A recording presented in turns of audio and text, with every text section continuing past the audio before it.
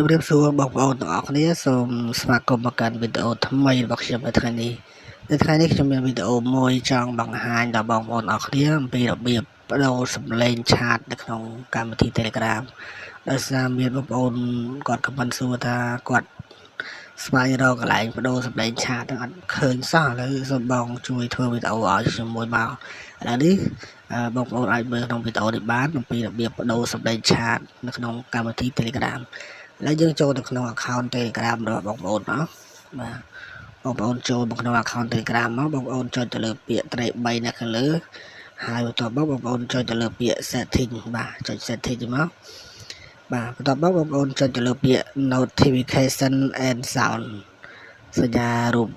សំឡេងនេះឬក៏សញ្ញាជួងនេះបងប្អូន notification and sound បាទចុចមកតើបងប្អូននឹងឃើញនៅខាងលើគេដាក់ថា private chat គឺកន្លែង private chat ហ្នឹងហើយដែលបងប្អូនអាចបដូរសំឡេងបានបងប្អូនបាទទី1 private chat ហ្នឹងបងប្អូនអាចបដូរសំឡេង chat ដែលបងប្អូនគេ chat មកហើយវាឮរាល់ថ្ងៃហ្នឹងឮសំឡេងរាល់ថ្ងៃហ្នឹងហើយទី2គ្រប់មានន័យថាបងប្អូនអាចបដូរសំឡេងនៅក្នុងក្រុមរបស់បងប្អូនបានហើយ channel បងប្អូនអាចបដូរសំឡេងនៅក្នុង channel បានដែរបាទសូម្បីតែ story ក៏បងប្អូនអាចដាក់សំឡេងបានដែរ reaction នេះក៏បងប្អូនអាចដាក់សំឡេងបានដូចគ្នាបាទអញ្ចឹងទី1គឺបងប្អូនអាចបដូរសំឡេង chat គឺចុចទៅលើ private chat បងប្អូននឹងឃើញនៅក្រោមនេះគេដាក់ថាកន្លែង text ខាងក្រោមគេដាក់ថា show message preview ហើយមានពាក្យថា sound បងប្អូនចុចលើ sound ទៅមកបងប្អូននឹងឃើញមានសំឡេងបាទមានសំឡេងរបស់ជាច្រើនហើយខាងលើគេនេះគឺបងប្អូនអាចចង់បិទសំឡេងគឺបងប្អូនបិទតែម្ដងគឺអត់ឮទេបាទអញ្ចឹងបងប្អូនយកnóមកបាទហើយយើងថយទៅវិញបាទថយទៅក្រោយទៅបាទ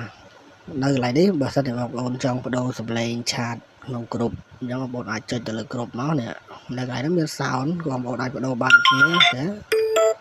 បាទបដូរសំឡេងបិទសំឡេងបានដូចគ្នាបាទហើយថយទៅវិញមកនៅក្នុង channel នេះក៏បងប្អូនអាចបដូរបានណាឃើញបងប្អូនអាចបដូរសំឡេងបានបិទបើកសំឡេងបានដូចគ្នាដែរបាទហើយនៅ story នេះ